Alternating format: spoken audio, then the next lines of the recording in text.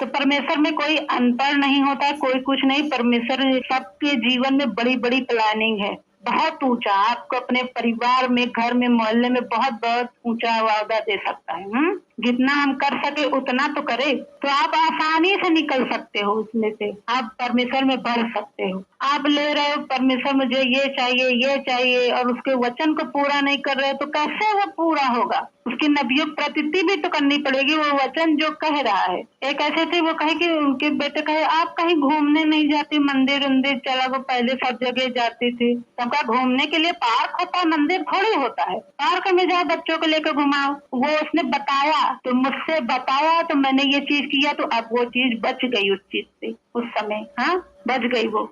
अगर वो ना बताई होती तो बेटे को कहने चली जाती, हाँ यार पहले जाते थे। अब वचन तो इतना पढ़े नहीं हो, नए हो, पढ़े नहीं हो, वचन कहाँ बोल रहा है, परमेश्वर किस रीति से बात करता है। जैसे सैमुअल से पता ही नहीं, परमेश्वर भी बात करता है सपन में, अपने नबियों के द्वारा बात करता है। कहा मुझे मनुष्य का बहुत डर हो गया, बार बार मुझे कहते चलो यहाँ चीज करो, क्या करूं? हमको ये वचन लिखा है, मैं ना डरूंगा, मनुष्य मेरा क्या कर सकता है, यहोवा मेरी ओर है। मैंने कहा आज जब आज ये वचन मिला हमें तो थोड़ा शांति आई, अब हमको फिक्र नहीं है अब वो लोग जो घसीट रहे हैं। ये चीज आप पूछिए, ये चीज, इस चीज से बचिए, हीलिंग तो ऑटोमेटिक हो जाएगी। एक प्रार्थना की है वो झट निकल गई। इस चीज से बचा के रखो अपने आप को। तुम संसार में रहते तो संसार के हो नहीं, तुम स्वर्ग के हो, तो स्वर्ग वाली सोच रखो, भाषा बोलो, वैसे चलो। जैसे क्या होता है अमेरिका में, इंग्लैंड में इंग्लिश बोली जाती है, तो यहाँ भी तो बोली जा सकती है ना इंग्लिश, कि नहीं अमेरिका जाएंगे तभी हमको इंग्लिश आएगी, वही बोल सकते हैं इंग्लिश। ऐसा होता है क्या? कहीं भारत में भी आधा से ज्यादा इंग्लिश बोलने वाले हैं ना। तो आप सोचो कि स्वर्ग जाएंगे तभी हम स्वर्ग की भाषा बोलेंगे, तभी हम पवित्रताई में रहेंगे। यहाँ संसार में रहते हुए भी वो कर सकते हो। अंधकार में ज्योति के समान चमको। कहीं ज्योति लाइट में चमकती है क्या? अंधेरे में चमकती है ना। एक कमरे में अंधेरा, तुरंत लाइट जो है चमकने लगा, सब कुछ दिखाई देने लग गया ना। तो आप एक ज्योति के समान हो, आप इसी अंधकार में चमके। आपका बेटा वो चीज नहीं कर रहा है, भाई नहीं कर रहा है, बहन आप वचन कर रहे, तो आप ज्योति हो। आपको भले कठिनाई हो सकती है पूरा करने में, सब लोग रिश्तेदार, पूरा परिवार चला गया, मैं अकेली घर में हूँ, आप ज्योति हो, अकेले। समझ में आ रहा है ना क्या कर रहे हैं? आप अपने परिवार में चमक रहे हो वचन लेके, कि पूरा परिवार चला गया, सब चला गया, मैं ही अकेले रह गई, अपने से खा रही हूँ, बना रही हूँ, तो मैं ज्योति हूँ भाई, चमक रही हूँ, वचन को पूरा कर रही हूँ अपने अंधकार में। तो आप जब भी वचन को करें, अपने जीवन में शामिल करें, वैसे चले। आप किससे सीखते हो? आपकी ज्योति अंधकार में चमके, आपको देखकर लोग कहें कहाँ से आप ये सब नॉलेज पाते हो, आप ये सब बोलते कैसे, आपके चरित्र में ये गुण कहाँ से आया? आपके चाल चलन से अगला मनुष्य देख के पूछ बैठे कि कहाँ से ये सब सीखते हैं, इतनी नॉलेज कहाँ से? आप कैसे उपवास रख लेते हो, आप कैसे लगातार प्रार्थना कर लेते हो, आप बिना इतना विरोध करते हैं फिर भी आप वो चीज कैसे पूरा करते? तब आपका समय होता, मैं यहाँ से सीखती हूँ, यहाँ से। तब वो व्यक्ति के अंदर ज्योति चमकेगी। समझ में आया ना? इतना विरोध के बावजूद, प्रार्थना रोकने के बाद फिर भी आप कैसे कर लेते हो? क्योंकि हम ज्योति से जुड़े हुए हैं ना, वहीं से करंट आ रहा है। तब वो मौका है बताने का कि यहाँ से सीखते। आपकी गलत चीज देख के कोई आपके सिखाने वाले को ना कहे कि कैसे सिखाते हैं।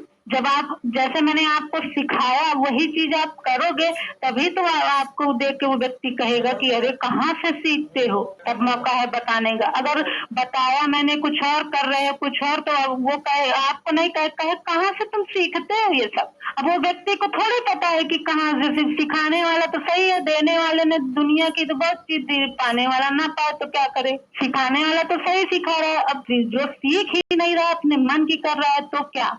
तो कहाँ से? तुम्हारी ज्योति क्या हो? अंधकार में चमके।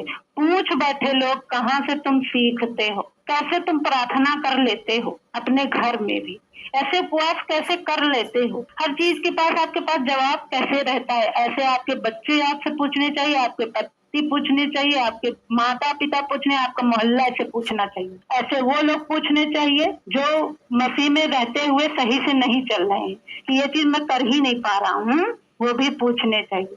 और वो भी पूछने चाहिए कि मैंने इसको कहा था कि आओगे वापस, ये और बढ़ता जा रहा है, कैसे भाई? हाँ, कैसे ये और बढ़ता जा रहा है, चंगाई में, बरकत में, बच्चों में, हाँ, घर से परिवार में कैसे बढ़ता जा रहा है। मैंने तो इसको श्राप दिया है। हाँ, तब आपका मुंह होगा बोले मैं यहाँ सीखती हूँ, हाँ, यहाँ से सीखती हूँ, यहाँ समझती हूँ। तब परमेश्वर की महिमा होगी, और जब वो एक जन आपके द्वारा बचाया जाएगा, वो भी आके बैठ, तब आपके ऊपर परमेश्वर की बरकत होगी कि तुमको परमेश्वर में भेजा, किसी के एक जीवन तो बचाया। एक को लेके तो आया, एक को नरक से खींच के तो लेके आया, दो को तो लेके आया, 100 को तो लेके आया। तो हमें वचन को उतारना है। बहुत आसान है, कुछ नहीं समझ में आ रहा है, पढ़ना नहीं है, फोन करो। ये चीजें बीमारी के लिए आप हमेशा फोन करते हो, बीमार उसके लिए तो प्रार्थना होती है हमेशा, इस चीज के लिए कि ये चीज कह रहे हैं, ये वचन तो मना करता है, क्या करूं? तो मैं आपके लिए प्रार्थना कर दूंगी, नहीं कहूँगा प्रार्थना करो, तुम बच जाओगे, हाँ, नहीं जाओगे। फिर ये कह रहा है दूसरा वाला करे, फिर प्रार्थना करो। ऐसे सब जान जाएंगे तो जान जाएंगे कि ये व्यक्ति इस सब से दूर। जब वो चीज आप कर ही नहीं रहे तो आपको डर किस चीज का है कि मुझे मैं भी बुलाऊंगी तो नहीं आएंगे? कौन सा आप करने वाले हो? आप किस चीज का डर है? ये वो परमेश्वर खुद कह रहा है मनुष्यों का डर ना हो। आप लिख कर भी भेज सकते हैं। आप अगर मेरे ननद नाराज हो जाएंगी, मेरी भाभी नाराज हो जाएंगी, तो आप परमेश्वर को खुश नहीं कर सकते हैं। जब मैं परमेश्वर सगा नहीं तो तुम्हारा कैसे सगा?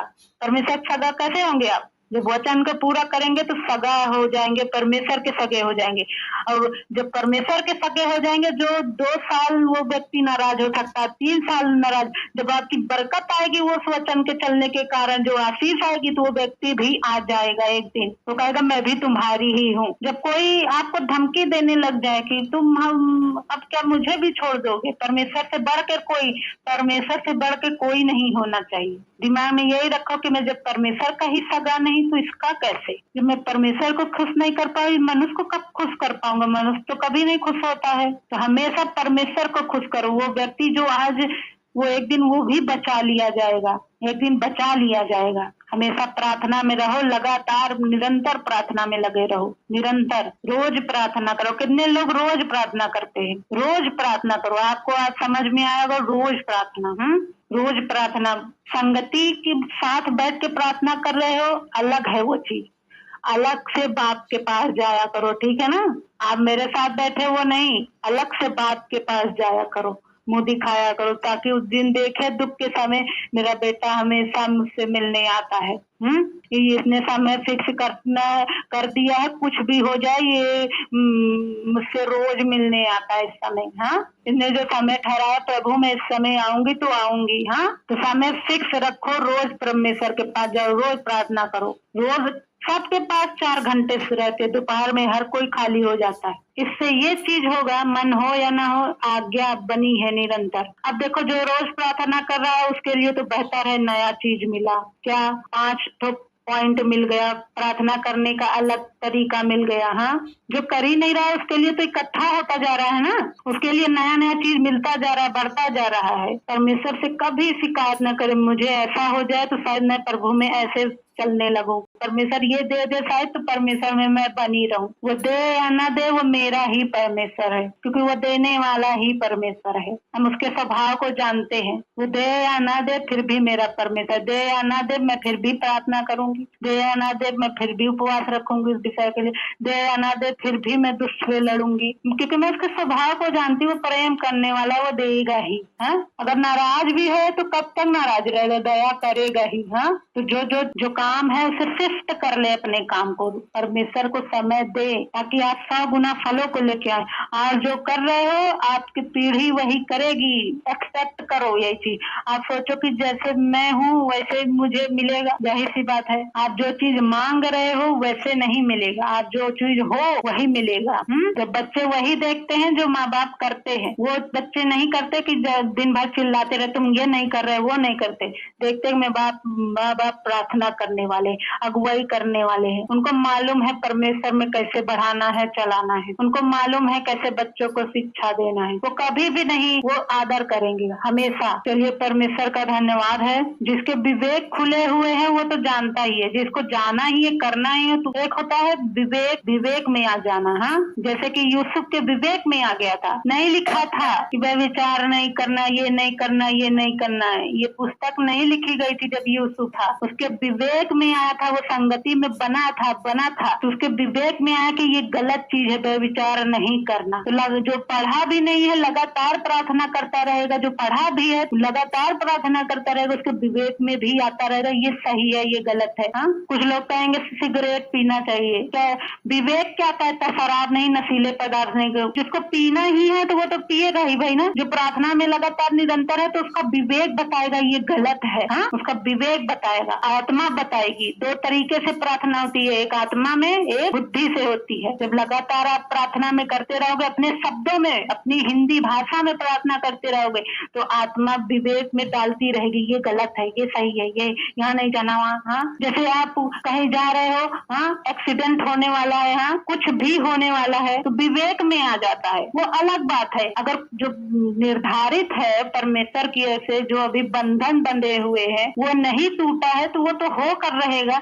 अगर टूटा हुआ है बंधन तो परमेश्वर क्या कहेगा, यहाँ ये चीज नहीं जाना, तो आप उस चीज से बच जाओगे। हाँ, विवेक में आएगा, लगातार प्रार्थना में रहोगे। उस व्यक्ति से नहीं मिलना, ये तुम्हारे नाश का कारण है, नहीं, उससे नहीं मिलना है। कहाँ आएगा? विवेक में। बाइबल में लिखा है क्या कि अरे भाई उस व्यक्ति से नहीं मिलना, सरोज से, मनोज से? ये बाइबल में लिखा है क्या कि नहीं मिलना है? आज की जो चीज है विवेक में आएगा, आत्मा धक धक करेगी, डर आएगा, ये चीज नहीं करना। जो घबराहट ले आती है, जो काम करने वाले है, वो आप निर्णय लेने, अगर आपके आत्मा में शांति नहीं है, घबराहट है, तो परमेश्वर की ओर से नहीं है। अगर जो काम करने वाले, निर्णय लेने वाले शांति है, परमेश्वर की विवेक में आ रहा है, हाँ ऐसे ये चीज होने से ये होगा, तो वो परमेश्वर की ओर से, हाँ, वो आपको बढ़ाएगी। चलिए परमेश्वर का धन्यवाद है।